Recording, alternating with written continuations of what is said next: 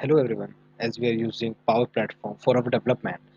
So we also use Power Automate for in order to automate the things. Okay, so it is very commonly like a requirement that sometimes we have to do this automation, which is not in the scope of the organization. Okay, so like when we are creating any type of Power Automate flow. So at a time the foundation is like only the organization's user can trigger that flow. So in this video, what we'll cover how we can trigger our Power Automate flow outside the organization. Okay.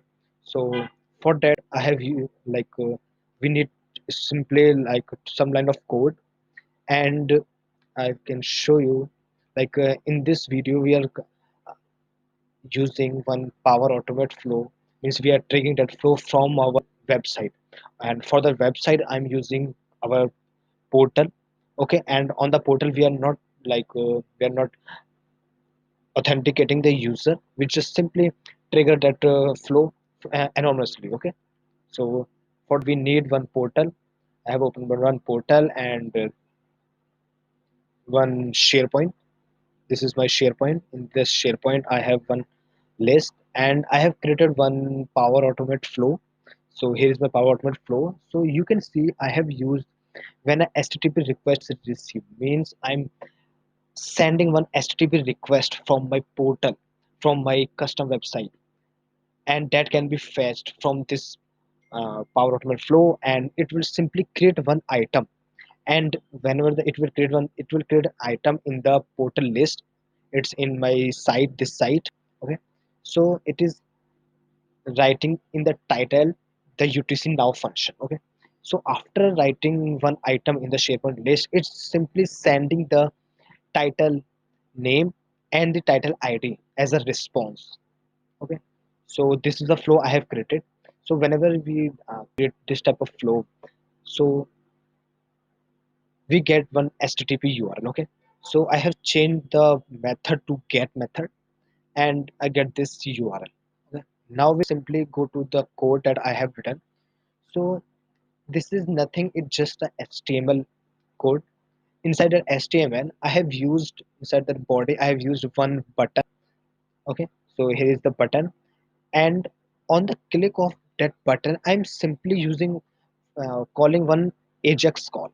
Okay, so ajax call I'm just using the type, means get type, the URL, that HTTP URL I need to paste it here.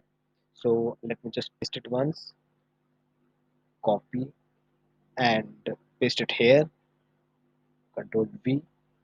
Okay, and after that it is nothing, just syntax of the ajax call.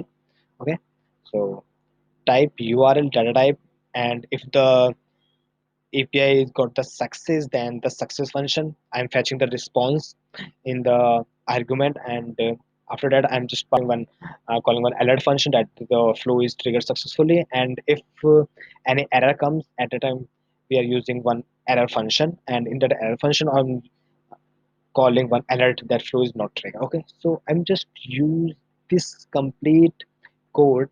You can get this code in the description of this video. Okay, control A, control C. So I'll simply go to my portal management application, and inside it I simply create one web template. Okay, because in the web template we can use our custom code. So I'll create one web template. So this is my web template, and inside the web template I've used the same code that was written there. So control A is just remove this and paste that one, and simply save it. Once you save it, you can see it will only give one button on the screen. Okay, so just save it, and then after like once you're done with the web template, you just need to add that to the page template. Okay, so that's how you can add web template to any of your portal page. So I have done that much work. So I'm just taking you to the portal editor. So here is my portal editor, and this is the page I have created from that HTML, and inside that I have only one button. This is called flow. Okay, so I simply synchronize this, and, and after that I'll simply browse the website.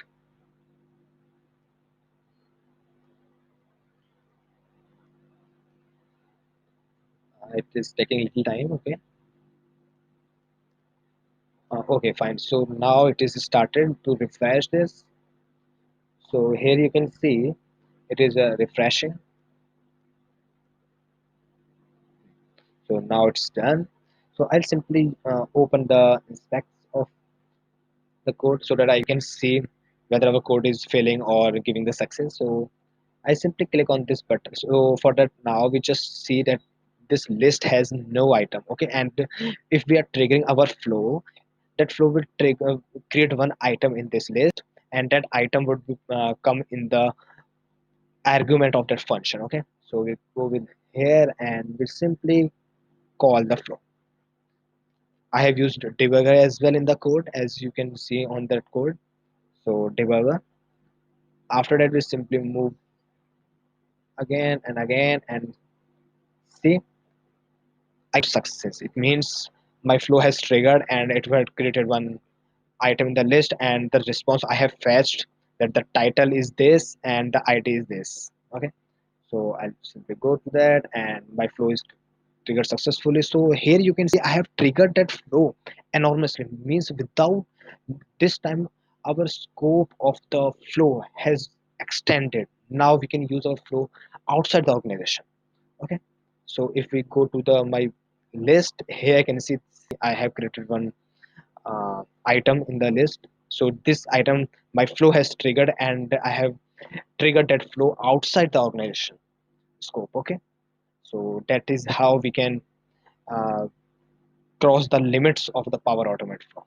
And the problem what you guys will face when you are dealing with the this type of things, like sometimes the organization, like as this was triggering when the HTTP request is generating on the browser. Okay, so sometimes the like organizations block give you the problem that the DLP error is there. So DLP error comes when the same HTTP request is triggered is posting from any browser. At a time there is a possibility of the organization's data to go out. For that reason, companies apply this DLP problem, and whenever you have to whenever you create this type of flow, at a time that the flow you can't turn on. So that type of problem you may face. Okay, so for that you need to ask to your admin HR team or any admin centers of your organization. They will help you to resolve it out. Okay, so thanks for watching this video, everyone. Okay, thank you.